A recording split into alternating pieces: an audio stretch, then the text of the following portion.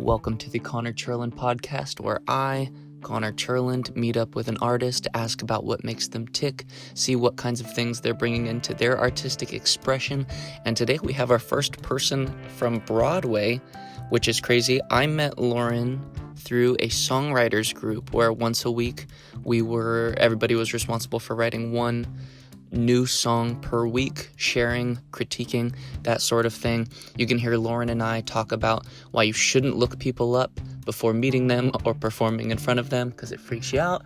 And also we're talking about basic resilience of how to continue to be vulnerable when the stakes are high, when things get scary. So I really enjoyed this conversation with Lauren. I hope you do too. Here you go.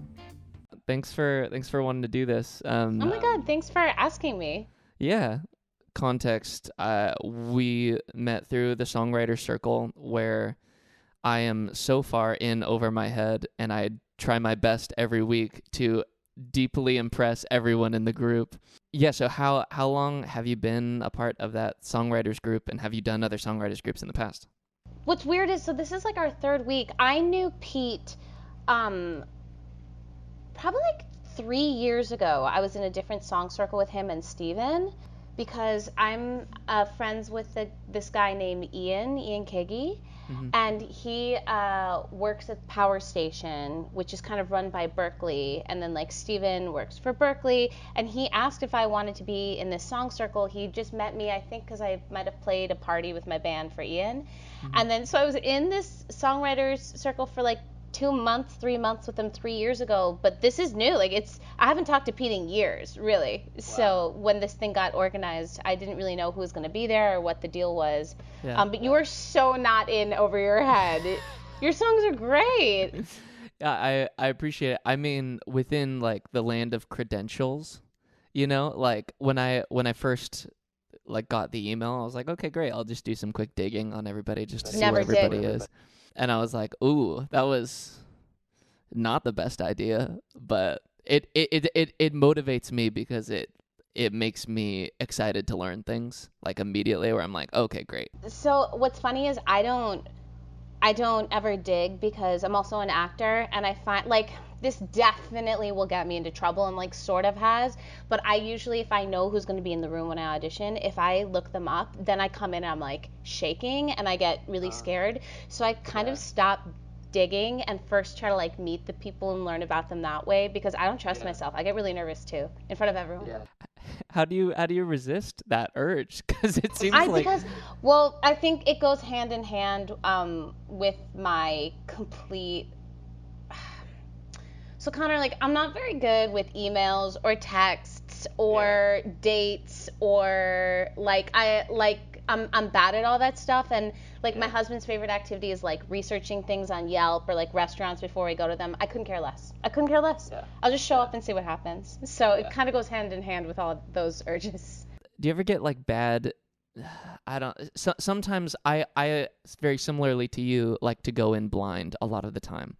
But I've realized that some people with clout, like let's say you were someone who is like, you know, you don't know me from like this thing, if you were, I understand that you aren't, but like if you were, I've like ran into those people. I met Kenny Loggins and didn't know who Kenny Loggins was. I met him in a different, it wasn't a musical setting, it was just like out there. He's like, oh, my name's Kenny, I like make music here in town. I was like, I also make music here in town. What kind of music do you do? And like I could tell he was offended by that, and I was like, see, this is like it gets dicey, because it's like, well, if you're like so big and I don't know you, but it's like if I was to look at an older picture of Kenny Loggins, I maybe I wouldn't make that bridge. It'd be like, right. I mean, I don't know so many people that I'm supposed to. I really don't. Like, I just kind of know the references and things that I know. But I have that actually happened, that I was doing something recently. I like don't know if I'm allowed to say their name, but it was like with a very famous person that I know. I definitely knew who she was, and I know that like everyone knows who she is, but like I didn't realize everyone knew who she dated. And so we were talking, she was telling me all these dating stories, and they were also about someone very famous, and I felt like such an idiot. Like when I left, I was asking her questions like the world knows, Yeah. everyone knows. Also, like I don't hang around. Like I never. Also, that's not a common occurrence for me. Like I was like. Did you actually know, and you were just playing dumb? No, I know. I really, really didn't. I know Okay. who she is, like for sure. I knew her. Yeah. But like when she was talking about her boyfriends, I had no idea. And so Yeah. I was telling the friend to a story later, and they're like, "You're an idiot." She was talking about X, Y, Z, and I was like, "Oh God," I'm there like giving her advice, like I know anything. But that's cool because that's like that's acting like a normal person, though. You know? Maybe, but also it's like, really, he's gonna. I'm like, and I'm sure I don't like. I feel like, you know what? Everyone's different. I guess some people are gonna get offended.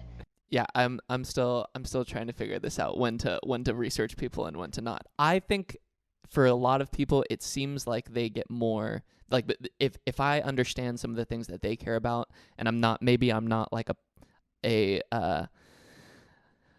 a genius on who they are, but I at least know what they care about, so I can like move the conversation to things that they care about. That is helpful because then I know our like common points of interest and like that kind of a thing. Do you like the songwriter circle has like a giant overlap with this feeling of imposter syndrome?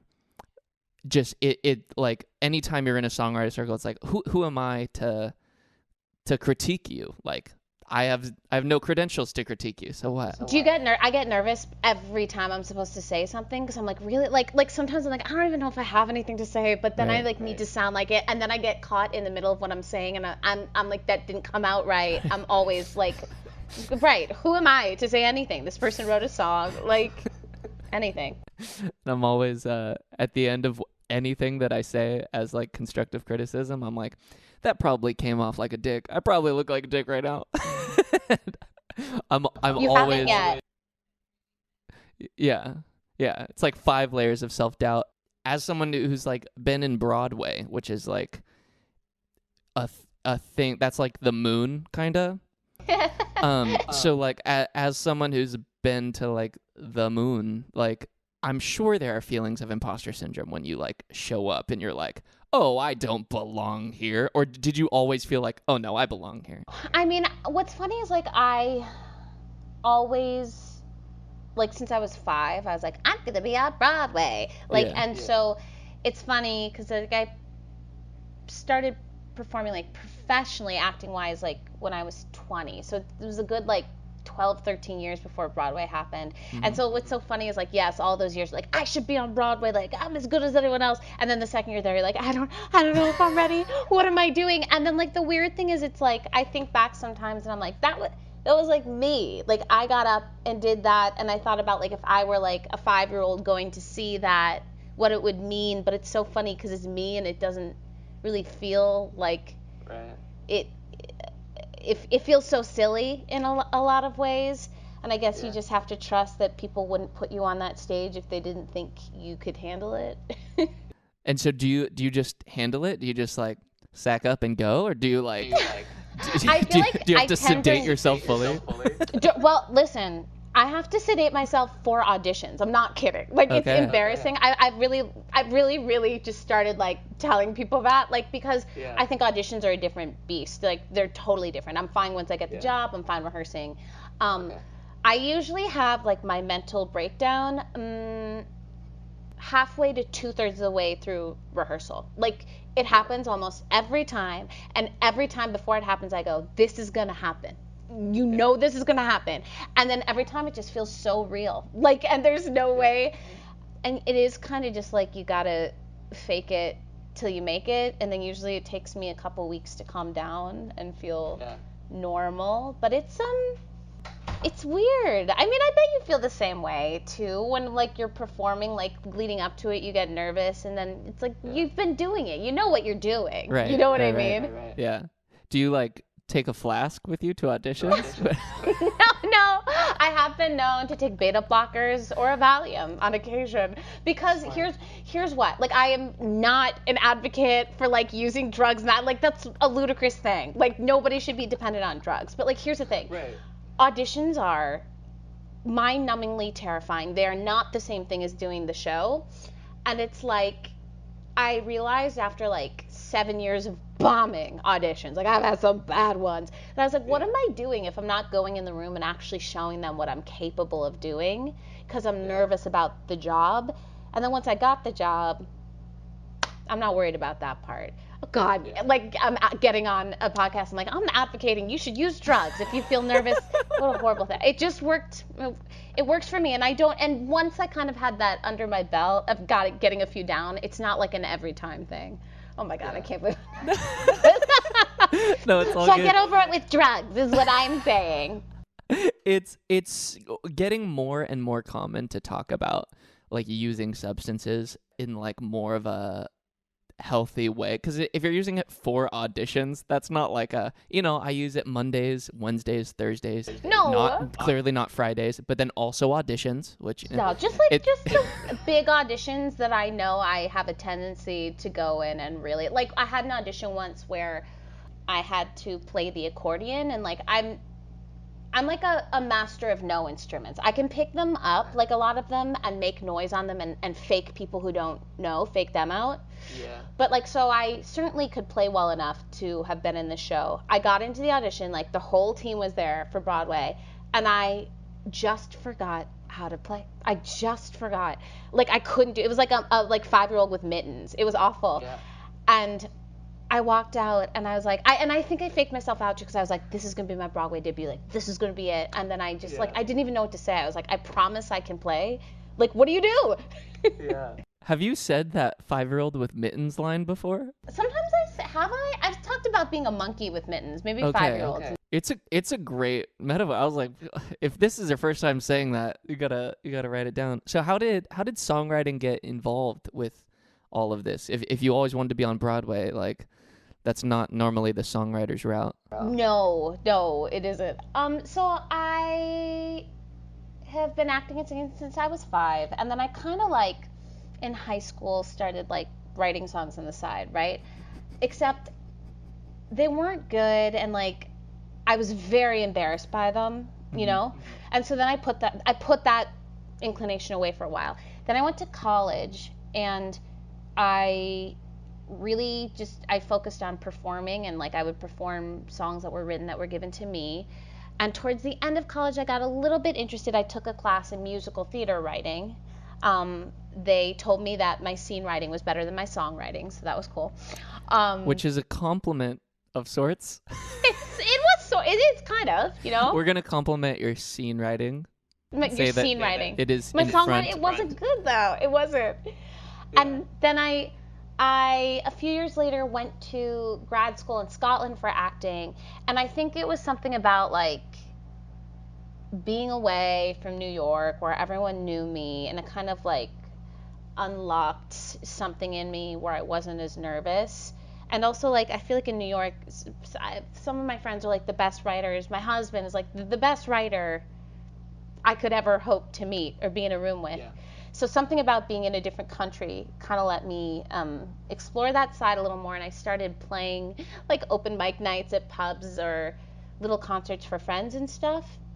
And that's where I really started in earnest. And then when I got back to the city, I just kind of kept going, and it also took me a while to get over the fact that I'm not a great technical musician, because I think I really thought that those things had to go hand in hand.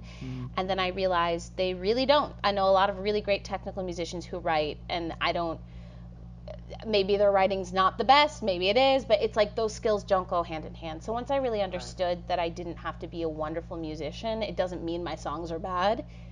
That was when it really, I'd say for like 10 years now, it's like been a thing that I do.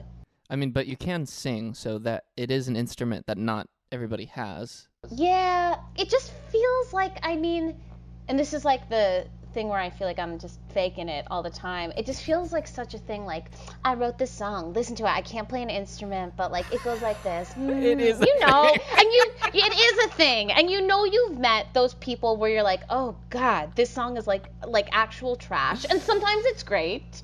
But like I just so have in my head that I don't want to be that person. You know what I mean? Yeah. So I get by on kind of like the instruments I can play, barely. But you know, see, you're laughing because you 100% know that person. We all do. It's really sad. It's so much harder for that person to prove themselves because Yes. they need an entire track, and they in their head. I mean, this is every musician's blight, which is there's a song in your head, and the song that's coming out isn't matching it. Yeah. And Yeah. so like, but the difference between like a singer songwriter type is they can pull out a guitar and get like 80% of the idea out in Yeah. like with Yeah. with just playing it with the guitar, versus someone who's like sitting by the campfire. They're like, you want to hear my song? I mean, I still have that problem because I'm not a very good arranger. Sometimes, like, I kind of hear what I want in the song, and I've gotten a little better at it. But it's hard. I can't a lot of times get what I'm hearing in my head to match up. I'm surrounded by great musicians, which is very helpful a lot of the time. Yeah. How do you learn how to arrange? I don't know. If you know, tell me. Do you have any tips and tricks? Like, I need help. I expected you to just be like, I ask my husband for help, and then he like gives me advice. Sometimes I don't let him help a lot. I'm really cagey. I'm really weird about it. It's smart. Yeah. My band, like a lot of times I'll just take a new song to them and we'll figure it out together. I have a couple people who have arranged some tunes for me. That's sort of new, and that's been nice. That's been really nice, actually. For someone who doesn't play an instrument, the process of like arranging the song, are you dealing with like all sample instruments, like through like Logic or whatever? I kind of had to learn. I was writing kids songs a couple years ago for this company called Go Noodle, and they needed demos, and so I kind of got better at like GarageBand. Like, I would never let anybody hear those ever, but like enough to get the idea of the song across. But other than that, like, now my band trusts me enough. I mean, a lot of them have been playing with me for like 10 years, but at the beginning, when I first like found them through friends, they were very much like, is this girl gonna be good? Like, again, it's like this girl with a ukulele, like, it goes like this. So now they trust me. If I just bring them in something, they trust me and help me kind of figure it out. What role did your education? Because one of your education focuses was performance? Yeah. Well, actually, so I went to school for vocal performance, but I got a Bachelor of Music. So it's weird. It's like I majored in musical theater technically, but I did get a degree in music. So the emphasis was like they did do some good music theory training, oral comprehension, and that stuff was helpful. But I mean, did you go to school for music? No. Did you go to school? I did. Environmental studies. Oh my God. Okay. I'm sure that's played into your writing though in some like insane way, right? No, you're like, absolutely not. Not really. I mean, college does, because college is like an experience unto itself. But yeah, not so much my classes about rivers and systems of trash moving through cities. That's wild, actually, that you did that. That's really cool. Yeah, I mean, college was good, but like honestly, the biggest You really selling things here.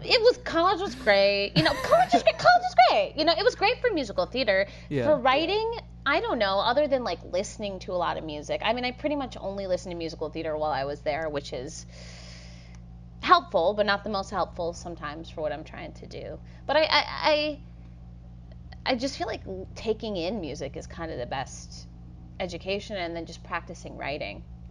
Can you give me a quick download of the different, like a standard pop song is the verse, pre-chorus, chorus, verse, pre-chorus, chorus, bridge, chorus. Tell me about the standard, like a standard number for a musical. I mean, honestly, similar, especially right now. Like, it's getting so poppy. It is. It's so poppy. It's also like some of it is poppy, but like circa 2002, which drives me crazy. Like sometimes we're like, that's like, everyone's like, it's so cutting edge musical theater. It's like, I know that song. Like it's taken from this song that was in 2002.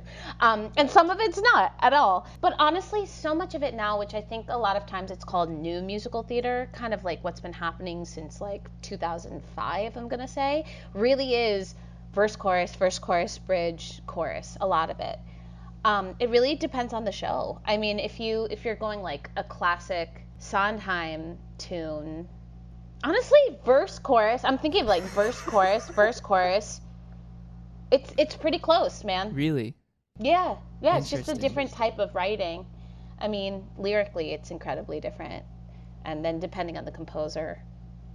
I feel like there's so much more freedom in, especially like the cadence and rhythm in musical theater.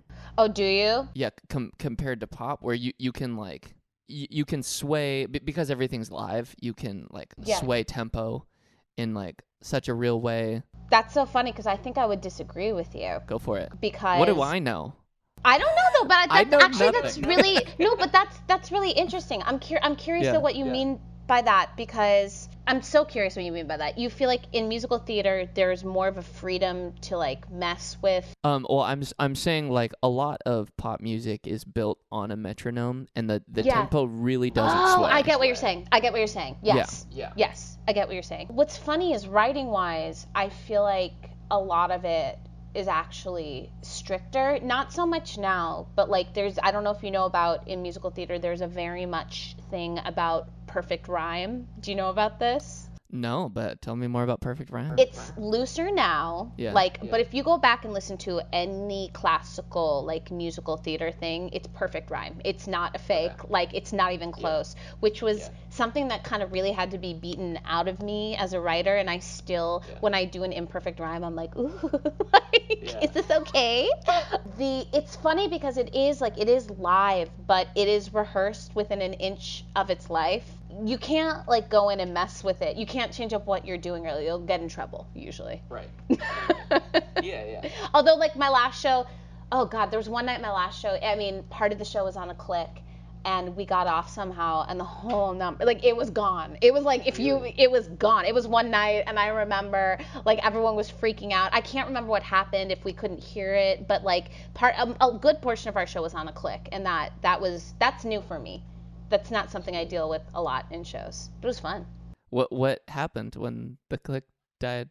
It's just the track and the band got totally off, and everyone was like, I think like 2 measures ahead of where I was. And to this day, I can't tell you. It could have been like, I remember in the show I was like sliding out on an automated slider. It could have been that I couldn't hear. It could have been, I have no idea what happened. Yeah. And I pride myself usually in being on top of that, but to this day, I have no idea what the hell happened. It could have been like a giant light flashing in my eyes. Yeah. I'm really bad though because in shows there's always a monitor at the back of the house where you can watch the MD, the conductor or whoever. Yeah. I never watch it. Never. Are you supposed to watch it? You're supposed to, but I get so distracted by it. I just go by how it sounds. I don't think I've ever watched the monitor, which I think is the opposite of most people. That's a confession. Have you ever been in a show? Not since I was like a child.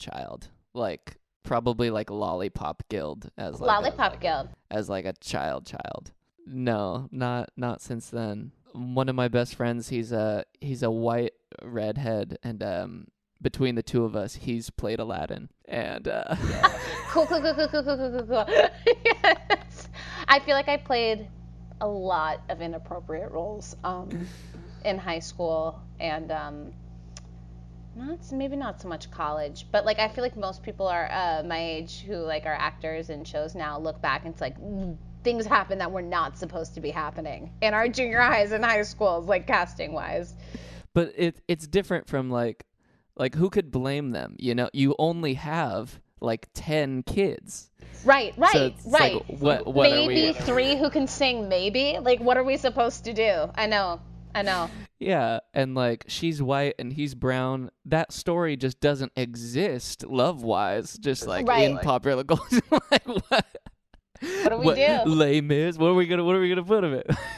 Everyone has to play a different race. That's one of the things. One of the things I wanted to ask about as it relates to COVID, as it relates to like just general like sticking through with something and seeing it through, is the story of Be More Chill dying in 2015 and then resurrecting. You really researched. Look at you. So it's gone for 4 years, right? That's, if something's dead for 4 years, I mean, Oh, we thought it was dead. Like Right. we were in we were in New Jersey in 2015, and truly, like, there was like a lot of buzz around the show. We were like, it's like this has the potential to go into New York. This could happen. And then, as I've seen several times before, it didn't get a great review in the New York Times, which kills the show. The show's done if it doesn't get a good review. Like, that's it. And it's weird because that is just the one publication that matters in theater. And if it's a bad review, that's it. If it's a good review, great. Like, you'll keep going. Wow. So it wasn't great, and it was heartbreaking, and we closed the show and we said goodbye to it.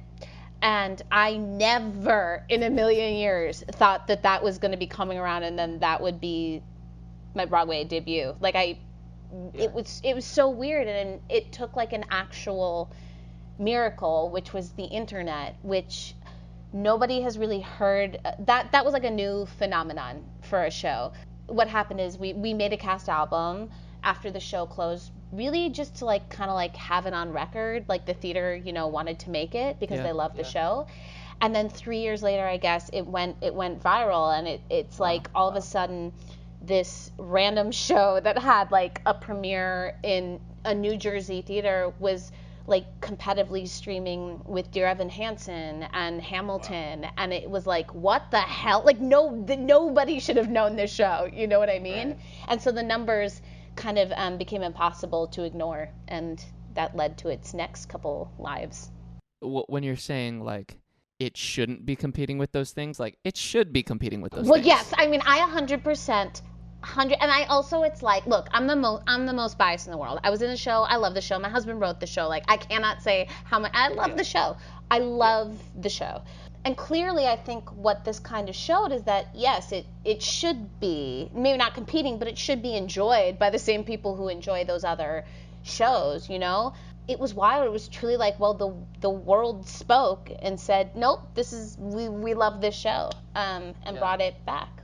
Which is so funny. Like, I think a lot of theater people don't understand what happened. It took a long time for people to understand the internet. However many millions of streams, like, nobody understood what it meant. So there was like a phase of time where, like, when Be More Chill was back, we'd be at like a gala and someone would be doing a song from it, and they'd be like, it's a show about the internet. It's like, no, it's not. It's literally not about the internet. But like, they just associated the internet with the show. As someone who's super biased, super close, believed in it from the start. If you believe in something that good and it's legitimately that good, and then you get a bad review, like, well, one, like, how do you not just want to like end that person who like gave the bad review? I mean, you do. It's just like, it's hard because you can't talk about it without it like sounding like sour grapes. What are you supposed to do? Like, no, it's really good, like we promised. Because also there's always people who aren't gonna like what you make or what you do, and that's totally valid. That's okay. It just really sucks that it's one person who has the control over whether it continues or not. So to be honest, like, it's really, really difficult. I mean, like, that's my honest answer. Like, what the hell do you do? We made the album and that was it. And most times, like, there's hundreds of shows where that is it, and you don't know those shows because that's the end of the trajectory. We just got really, really lucky that we got to keep going. But it's sad. It's really sad, man. Yeah. Does that, like, during those 4 years of it just being like dead, does that fill you with, because I'm sure that would screw with my own sanity of like, certainly, I think it did. Yeah, these are banger songs and great story. So what's the point of like doing another one? What's up keeping on? Yeah, there's a song I really love that my husband wrote called Try Again, and he wrote it right after Be More Chill in 2015 in New Jersey closed. I recommend going to listen to it because it's kind of like, the song is just like, well, just try again. And I mean, what else are you supposed to do? It's like you give up or you try again. So I guess it's like we're gonna keep trying. But it does get hard, and the older we get, it gets harder and harder. But also I've seen it for so many friends of mine who've had really, really difficult goes of it. I've also seen all of a sudden something kind of hit and then it goes really well. I mean, it's such a hard business. And it's just so hard. Within your own songwriting, there you kind of have to balance these two things of being super bullish, of being like, I'm going to write an amazing song, and the realization of sometimes you missed. Yeah. Yeah. I mean, it's different. Like, it's funny because, I don't know. That's a great question. I think that sometimes, like, as a songwriter, it's just kind of like up to you sometimes to decide if it's good or bad. And that just means, like, if you're going to be playing it at shows or not. You know what I mean? Like, it's not like, I don't think I'm not at a level, like, I'm trying to work on making another album now, but I don't have anyone, like, reviewing my stuff. That's not really happening. But I think, like, I just kind of focus on playing the songs that I love, and if I give them a few times out and it's either not getting the response that I want or I'm not feeling the way that I want, then, like, cut them. Yeah. Then I'm not going to play them for a little bit. Yeah. I don't do a lot of my old stuff anymore because it's hard for me looking back. Like, and I really love them, but it's hard for me, I guess, as I've grown a little bit. Yeah. Sometimes to hear them. Do you feel like that with your stuff? Yeah, constantly embarrassed with myself. Yes, me too. Always shielding my own eyes at the things that I've done even in the year previous. Like, oh, I know. And that it's a good sign. It means that you're growing, but every time I go for a project, I'm like reaching for a 10 and I'm landing on an 8, so I'm already like kind of disappointed in it. And then the next year I've like changed the curve, so now I'm like aiming for a 12 and hitting a 10, and I'm I like that. And I like can't celebrate the progress sometimes when I'm like, no, like I should feel proud because like now I can hit a 10. But it's like, no, but I was aiming for a 12. And it's like, it always feels like that. I like that idea of aiming for a 12. It's funny because I was talking about this with Joe like recently. I feel like he's like a prolific writer. Like he writes, like he has written like hundreds of songs. Like and like I genuinely like them all. I don't think I've ever heard a song of his where I'm like that. Yeah, I don't think I think maybe there's one ever that I'm like, ugh. And like even that I still like. It's still other people are like, where'd that song go? It's funny because I think it's taking him longer, and he was like, I don't know what's happening. Like it used to just be so easy, and I was like, I think that it's just like you get older, and the more you keep doing this, you start calling yourself out a little bit more, and so the writing process isn't as easy, or like maybe your taste standards are higher, maybe your tastes have changed, and it does it gets harder and harder. And I also I feel like because I'm starting to experiment maybe like a little bit differently stylistically, I'm constantly like, is this good? Like I have no idea. I don't know. One of the songs that you played for the Songwriters Club was for a pilot that you're also writing. Are you able to talk about this without being specific? Yes, and not signed anywhere with anything. So you can only help it. Yeah. That feels like, I mean, writing songs is already so vulnerable, and then writing a TV pilot is like getting a song to hit is already hard enough. Right. And then you put a song inside of a TV pilot, which is even harder. Right. Well, do you know what's so funny? You know when I was talking about being the girl or the guy who's running around without an instrument or just a uke, it goes like this. That's how I'm feeling right now about this pilot. I'm feeling like people are totally nice when I talk about it, but I'm definitely getting the feeling it's oh, you're an actor who during the pandemic wrote a pilot.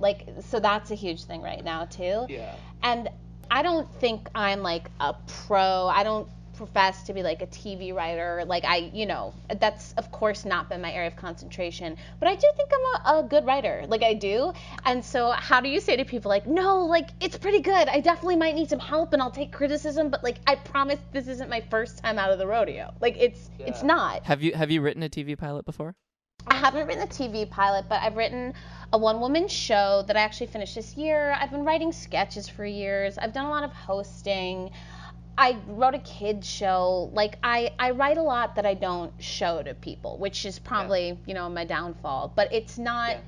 I would take any help coming my way. I'd love to hear criticism and feedback, but, like, I feel confident in being like, I promise this isn't going to be a waste of your time. I guess that's new for me to even be able to say that, because I'm always like, is it? I don't know. Yeah, as I think this is a stigma with musicians, actors, poets, just most people who are artists, is anytime, because there are no, like, for the most part, no, like, qualifications, like qualifiers. Like, I'm not a doctor in songwriting, Right. I don't have to go through med school to say I'm a songwriter. Yeah. So, like, Joe Schmo can say, like, I'm a songwriter, and I can, or just to say it differently, your husband Joe can say I'm a songwriter, and then I can say I'm a songwriter, and it means very different things. But well, first of all, I don't think it means such different things. You guys do the same thing. But, like, I know what you're saying, and it's hard because you just have to, like, prove yourself, but also if no one's going to, like, give you the opportunity to prove yourself, it's difficult. I mean, I don't know if anything will happen with the pilot. I would love for it to. It's hard. I have a feeling if the one-woman show goes okay, or I can make that happen the next couple years, then maybe someone would take a look at the... Are you going to be the one woman?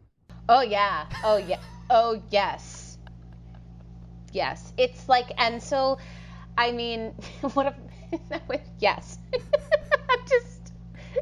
I don't know why. It shouldn't make me laugh. It's totally valid if I wrote a show for someone else. Yeah. I mean, that just means I'm really selfish and crazy. You're like, are you kidding? I would never give this to anyone. No. No, it's for me. So hopefully.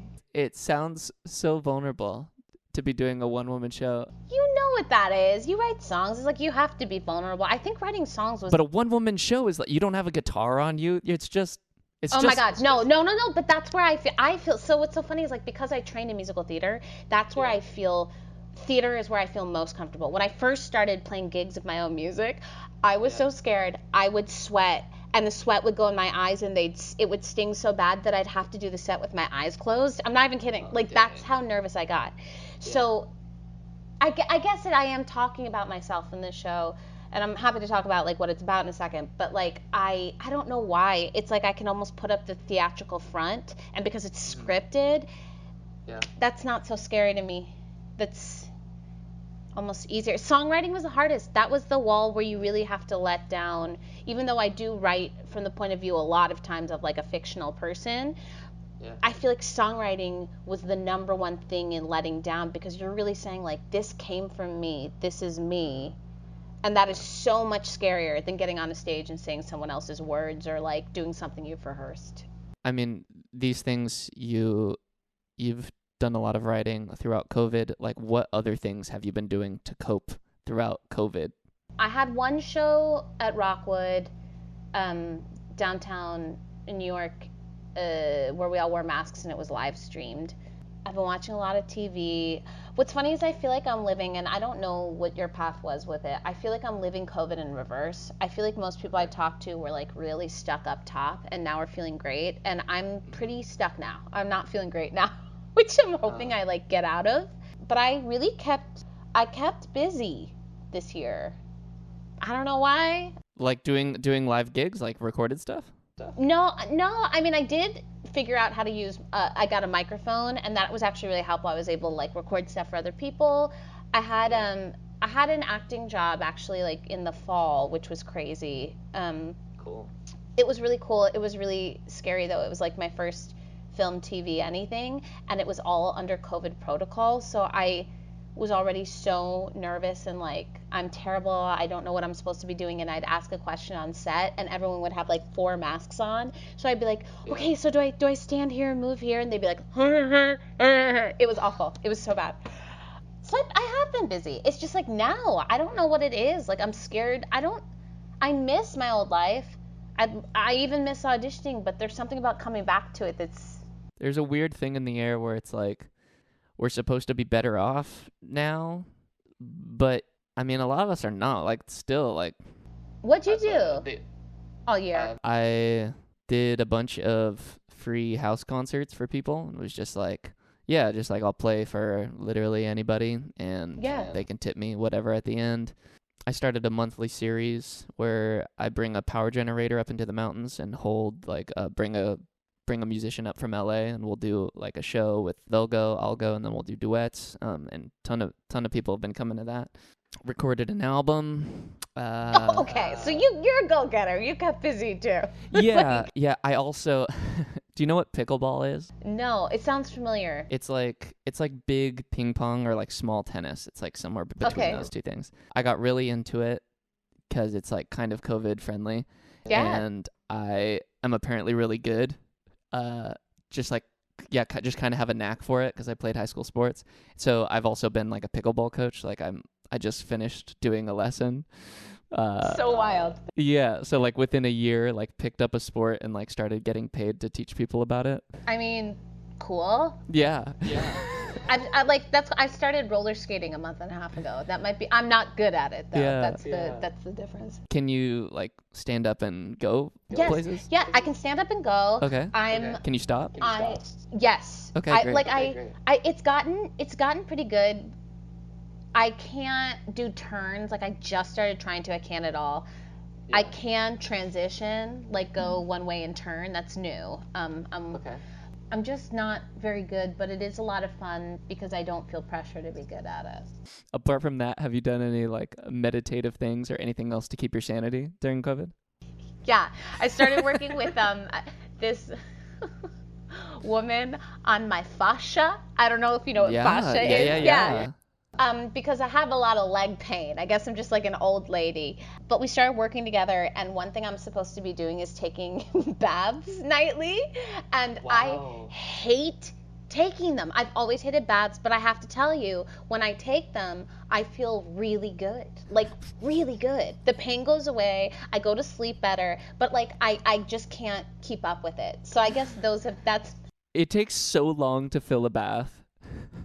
It's awful. And also, I have to be in the bath because if I step into it, my temperature gets all out of whack. Wait. So I have to sit wait, in the wait. bath. Hold on. This is what I've been doing all year. Wait, like you can't handle jumping into hot water? No. Like what? I'm very sensitive. No. Wait, why? Why? I don't know. It's too hot and my body can't adjust. It's too hot. So I need to be in the bath. And as long as, like, it can be as hot as can be, but as long as I'm in the bath, taking it all as it goes. What has this year turned us into? This is where I am. Fascia. So I've been doing that. I had a reading with a medium. How'd that go? It was great. It was amazing. Just one time? Just one time over Christmas. Okay. And I'm going to try again this summer, but he's very busy. Like, all of our family members now have, like, subsequently been going to him, and he's, like, booked. Not because of our family, but Okay. Wait, do you want to go into any more about that, or are you just gonna leave it? His name is Jimmy, and he's called the stage door medium. He, like, likes to work mostly with actors just because he's, like, a fan of Broadway.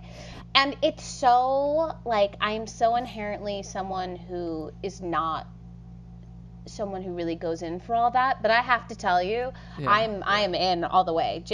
Jimmy's incredible. It was like, it was really crazy. Like, some of my grandparents showed up. Like, it was. Did you go in with a specific goal, or you were just like? You're supposed to, like, kind of meditate for a couple weeks, just think about who you'd like to hear from or questions you have from them. I did that, and, like, I really wanted to hear from my grandmother, my Nana, and she showed up. She came through. She had a lot to say. Do you feel like it gave you a sense of closure, or like what, like specific family secrets that were passed down? Well, here's the thing. Jimmy doesn't talk about anything bad. He's like, he's like, we will not enter in anything negative, anything like that. Like, would you ask about, like, family secrets? Like, I want to know what happened. I think family trauma gets passed down even better than like family good traits a lot of the time. So often there's like a giant gap in the narrative and nobody knows why, and then you learn one fact and you're like, oh, now literally everything makes sense. I will tell you one, like, crazy thing that it's like, if I think too hard about it, I don't know, my brain just kind of like bends. And like also I'm a very like I have a lot of stuff online, like, but I don't believe that Jimmy like went looking for it. I don't. So I have I was diagnosed when I was 31 with alopecia. I don't know if you saw all that online, but all my hair fell out when I was 31. Yeah. It's so annoying. It was so awful. It's a whole thing. My hair kind of like grows back once a year and then falls out again. Wow. In the reading, my Nana came to visit, and he was like, was she sick? And I was like, she was. And he was like, did she have cancer? I said, she did. And he was like, she dealt with some hair loss? And I was like, she did. And she started talking to me about the hair loss, which is crazy because truly none of my other relatives actually several of my relatives had cancer, but none of them ever lost their hair that I saw or dealt with hair loss. She was the only one. And like, she's the only frame of reference I have for knowing anyone who was bald at any point, really. And so that was wild to have that kind of come into play in the reading. You think he doesn't look up these people prior to? I actually really believe him that he doesn't, but even if he did, I've thought about this. There's no way he could have known about my grandmother and some of the other stuff. There's no way he would have known that. I guess he could have fished, but I really don't think he did. And also, when I told him about the alopecia, like, he almost seemed like mortified. Like, he was like, I didn't know that. I'm so sorry if that's like and I was like, it's okay. Like, it's truly okay. I'm also like, truly, I'm the person. I want to say I'm a skeptic. I'm also the most gullible person in the world. But I do believe Jimmy. I do. 100%. I know he was not. That's what I've been up to. I respect it. I enjoy that answer so much. You do seem like pretty open about alopecia and like seem very willing to speak about it, which I feel like is, well, one, it's like crazy brave. Like hair loss is so personal, like to everyone. I'm learning that for everyone. Like, truly, my favorite thing was like, when it first started happening, so many of my guy friends would be like, come here, and we go in another room and they just tell me like their whole story. But like, I kind of knew I had to be open about it in the beginning because I was like, I don't think I'm going to be a person who's wearing a wig all the time, and I don't want people to think I'm sick. And that's kind of been the only good thing about this autoimmune disease, has been talking to other people who have dealt with it or are dealing with something similar. That's the only good thing about it. Wow. And that's what the One Woman show's about. It's just telling the whole story of it. Is it really? Yeah. Well, sweet. I'd love to. We're at around like 50 minutes, so now is when I normally ask people like these series of questions. Also, if you're interested in playing a song, I have. It might not. I know you said that you like the wedding song. Yeah, but you can do whatever you want. Okay, I'm gonna see what I can make happen. But okay. But what series of questions? What are we talking about here? Bad advice. We can talk about it all after a song. I like that. Bad advice. Worst gig you ever did. Ooh, this is fun. Books that have been meaningful. Also, the problem is I want to know what's the worst advice you've ever gotten. Oh, so many things. I've been told that I shouldn't tell people my age, and I shouldn't tell people that I'm married. And I worry about both those things too, which is so stupid. I don't think you need to, but yeah, it's so. I don't think anyone needs to. I'm clearly married.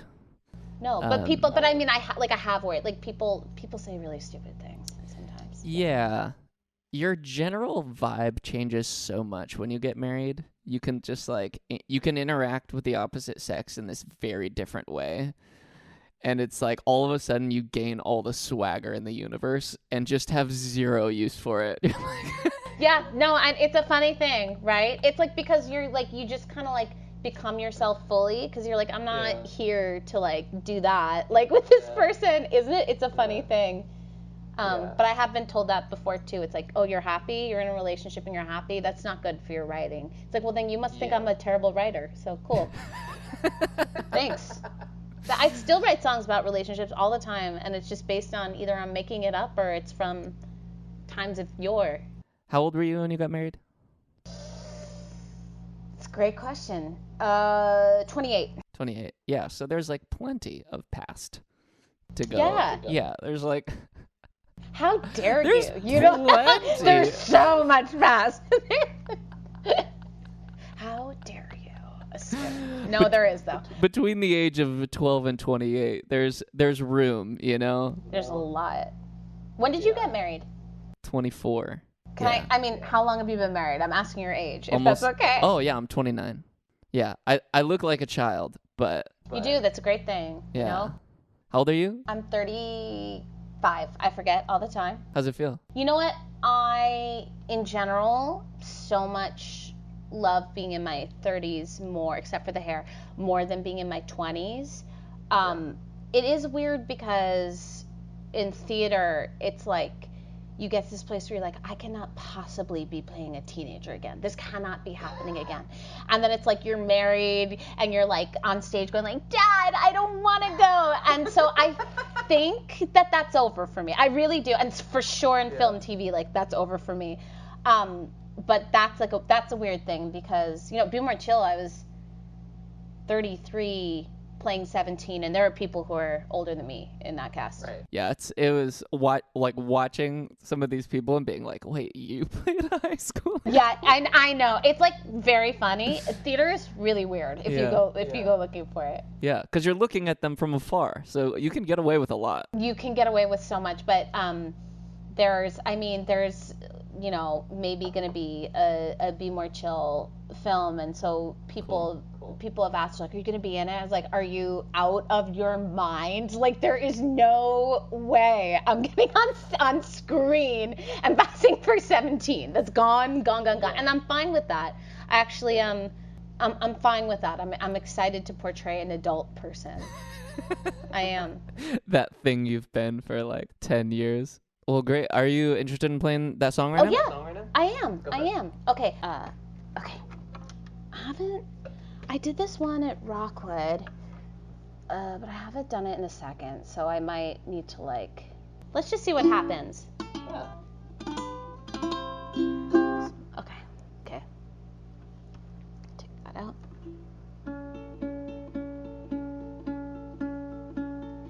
Caught you looking, you tried to hide it. You made a joke and tapped my chin. You turned my necklace right side forward. I got the hint, it did me in. I got the hint, it did me in. These little fires always seem to find me.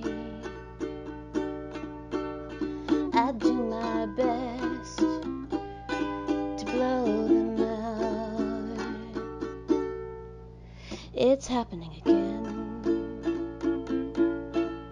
It's happening again. All I think about is you and me. And when it's happening again. When she's nearby, you get different. Laughing louder, making space. A clock of guilt in your strange excitement as you watch me read it on your face. I can read guilt on your face. These little fires always seem to find me. Is it 'cause I get too warm? It's happening again. It's happening again. All I think about is you and me. And when I take a different way home, hoping that you miss me when you miss me, I lean too close and jerk back like a jerk when I think that you maybe want to kiss me. I thought I might get farther by this point in my evolution, but I still like making trouble, and babe, I think I'm past a solution. Babe, I think I'm past a solution. Babe, I think I'm past a solution. Babe, I think I'm past a solution.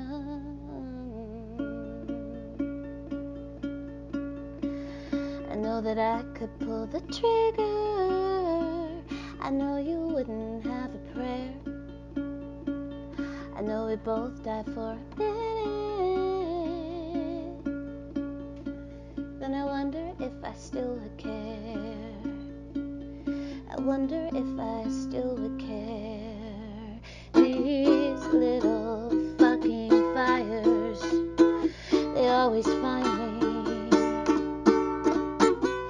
God, I love how good they burn. Oh, it's happening again. It's happening again. All I think about is you and me, and you and me, and when it's happening again.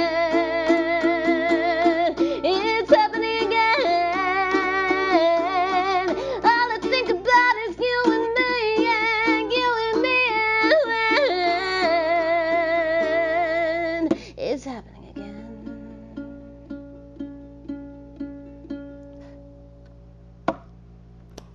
Yay! You totally did it. I totally did. I will tell you what's happening is there's always something happening. I have lotion on my hands, which isn't great when you're playing the ukulele, is now what I've discovered. But that's a song called Happening Again. Sounds great. Thanks for sharing. Yeah, of course. Thanks for letting me play. What is the worst gig that you've done?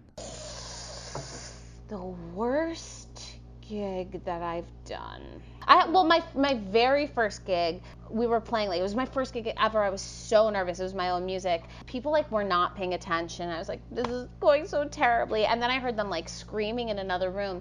And Osama bin Laden was killed that night. So that was my first. That was my first gig ever. And it took us, like, we didn't realize that was the deal until afterwards. So I didn't feel quite so mortified that people weren't paying attention. That is the greatest. Yeah, I mean, they're all interesting. My first gig, a guy across the street got hit by a car. He was fine. But the way that he shouted, he was scared, clearly. He got hit by a car. And then his, like, leg slipped underneath the car and, like, didn't get, like, crushed by the wheel or anything. He just got pinned, like, his fabric got pinned by the wheel. So, like, physically, the guy just, like, fell on his skateboard and that's it. Like, oh, God. That's all that happened to him.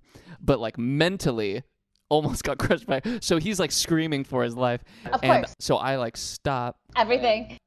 Yeah, because, like, how you would be a psychopath to, like, keep playing through it. The guy's fine, gets out from under the car, and then just, like, skateboards away, totally fine. I turn back to the guy who runs the coffee shop, and he just mouths, "Keep playing." Gotta keep going. Oh my God, it's so scary. But, like, you really do learn to just, like, keep going in those moments. I'm trying to think if there's also, oh God, someone getting hit by a car. Thank God they're okay. I'm trying to think if it's a great story now, but I was doing a musical called Company. Stephen Sondheim, the writer, came to see it, which, like, was, like, my wildest dream since I was, like, 4 that I get to like, perform for him. And in the opening number, I fell down a flight of stairs. What? Like, half the audience saw, half didn't see, half saw, but I truly, like, I had an outer body, like, my brain went outside of my body, and I was like, this cannot possibly be happening, that, like, my idol is here watching, and I finally get the chance to perform for him, which I know is, like, a huge deal, and you're falling down the stairs, and, like, your skirt's flying over your head. Oh God. What are you gonna do? You get up and keep going. Was it super loud? Like, people who didn't see it, like, were they aware that something did happen? I heard half the audience go, I heard gasps, like literal gasps from the audience, but he didn't see it, it turns out, which is crazy. And I mean, it was the opening number, like, everyone just kept going. How did you know he didn't hear it or didn't see it? Did you, like, follow up?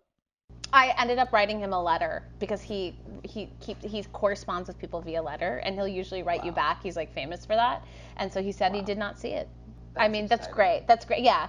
How many letters have you written to him? Just one. Just one.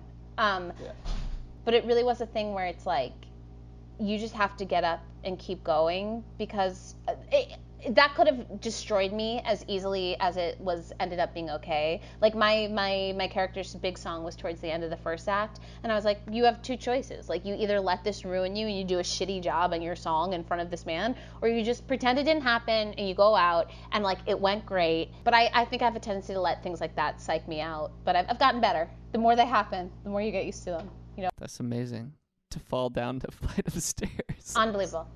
I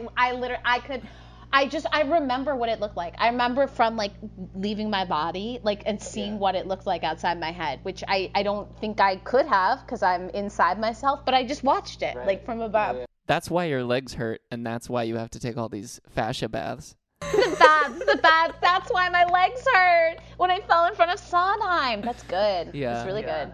Yeah, so much leg trauma. All right, last question. Do you have any good book recommendations? Things that, like, books that have really gotten you through either the last year or just in general? Yeah. I go through like phases with reading. I can tell you right now I'm reading Fosse, which is like the most theatrical thing. I usually don't read things about theater, but I'm reading all about Fosse, the director. You tell. I'm thinking, what's a book that you like? I like really read a lot of these book recommendations that people give me on the podcast. So like I'm currently reading The Body Keeps the Score, which is a book about how the body responds to and stores trauma. That actually sounds really interesting. It is fascinating. Like, I'm gonna write that down. Hold on, I'm typing. It's what's it called?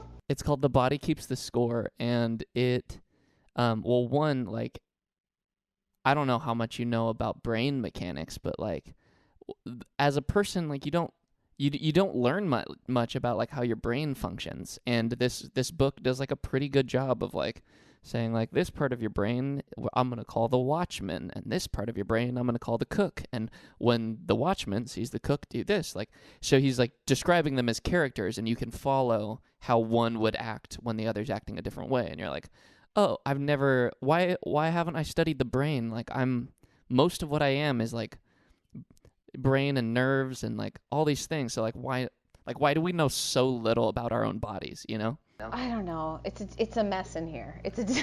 I don't know. I don't know. I can't even jump into water. So Really? No, I'm saying that about you.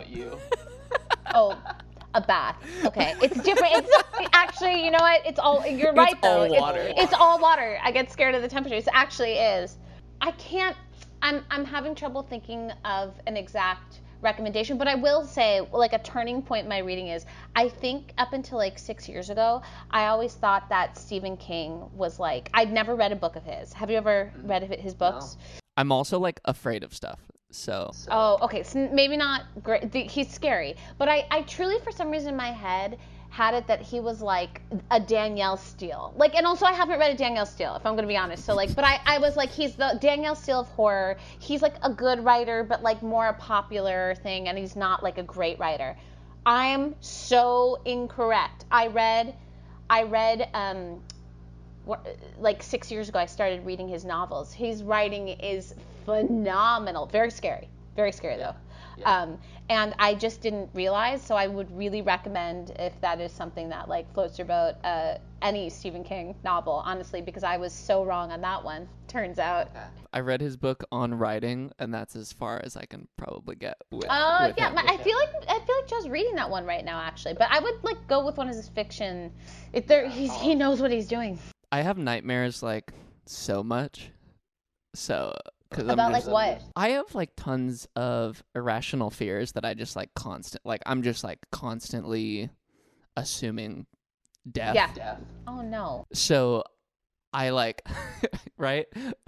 But yeah. Yeah, so a lot of my dreams are like either Connor did a bad thing and now he's hoping he's dreaming so that he can wake up from it, or something tragic happened and I'm hoping to wake up from it. Oh God, that's awful. Yeah, but not all my dreams are like that, but like it took me a very long time to like stop getting so many like scary dreams, and it's just because I was like, I'm just not going to take in any like murder mystery, anything like. Don't read any Stephen King. You're good. Yeah. Except the movie Murder Mystery, you can watch that. It's very funny. It's not scary. Okay. Not scary.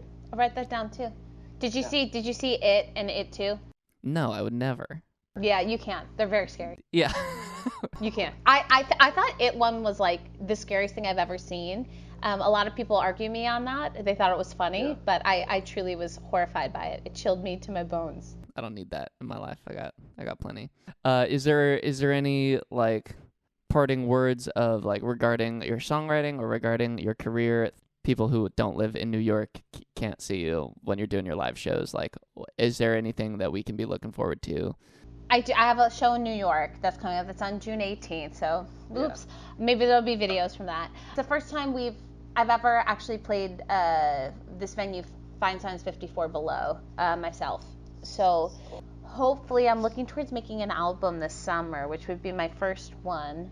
Nice. I don't plan on playing the ukulele on it, so that was. I don't like to play a lot, so.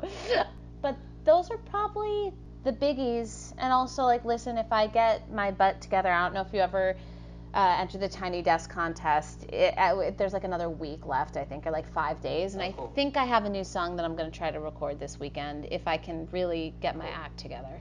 So. Sweet. Well, thanks again for doing this, and I'm gonna Yeah, clap. thanks for having me.